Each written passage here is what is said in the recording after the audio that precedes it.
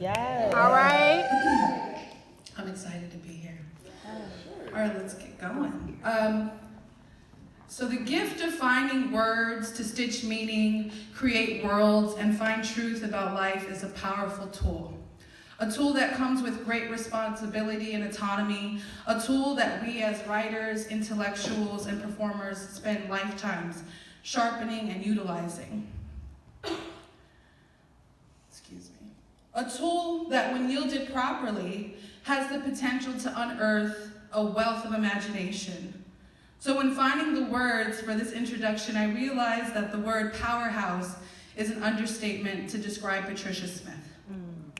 With 7 published volumes of poetry under her belt, numerous poetry prizes and awards, being the national individual champion of Poetry Slam, not just once, not just twice, not just 3 times, but 4 times. Yes, and sharing both national and international stages with notable literary figures such as Rita Dove, Gwendolyn Brooks, Allen Ginsberg, and this was interestingly my favorite to read, Viggo Mortensen from The Lord of the Rings. Yes, powerhouse is definitely an understatement. When reading Patricia Smith's work, words become a meticulous instrument that is used for the complexity of humanity to be expressed unflinchingly and with precision. Poems like Runaway from Incendiary Art, where she encapsulates the sound of heavy breathing, the rhythm of a fast-pacing heart, the determination of a soul that is trying to find emancipation from chattel slavery comes to mind when thinking of how she employs piercing details.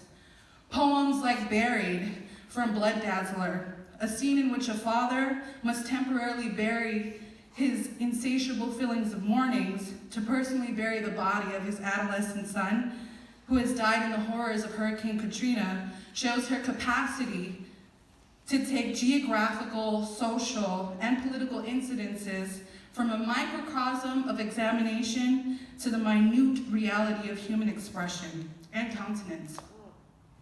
And poems like An All-Purpose Product from Should Have Been Jimmy Savannah truly incites the type of antagonistic measures that Black girls endure at the hands of their own loved ones. And this is just when reading her work.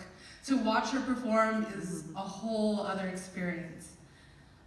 This week in Elmaz's Performing Your Writing course, we were asked to analyze one of Patricia's performances. And in our responses, there was a synchronicity of noting her impact on the stage. My classmate Toya Groves wrote, Patricia Smith captures the entire room in her presentation. I could feel the swell of emotion in the audience because she fed off of it as it fueled her expression, and she reciprocated it back. I tasted the text in my mouth as I processed the pain and the triumph of the story. Another classmate, Darius Simpson, wrote, Patricia Smith's performance was a performance.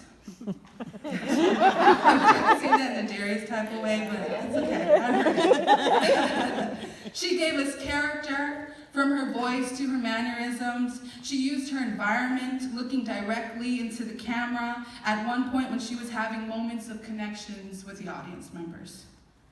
When watching Patricia Smith, I personally think of how she utilizes every moment, every change in pace, volume, tone, emotion, and facial expression becomes a symphony of meaning-making, of uninhibited storytelling.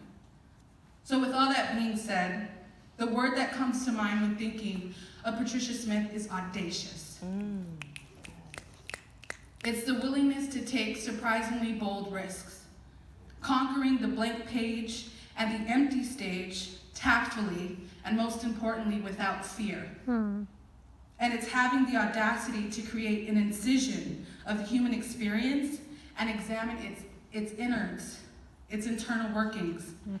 So without further ado, on the behalf of the English department, the student body, and all of Mills College, please give a round of applause to Patricia Smith.